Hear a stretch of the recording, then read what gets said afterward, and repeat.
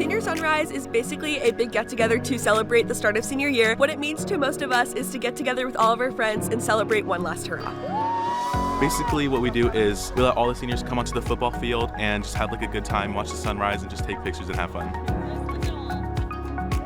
The sunrise for us kind of represents the beginning of senior year. It's the beginning of our journey into adulthood, into college, just kind of figuring out life. It's definitely good to see everybody because a lot of us have different schedules depending on the college classes that we take or how many schedules that we have. It really just depends. So seeing everybody out here and getting together is really nice. Seeing all different friend groups come together, I'm just taking pictures with everyone, like making, memories that will last.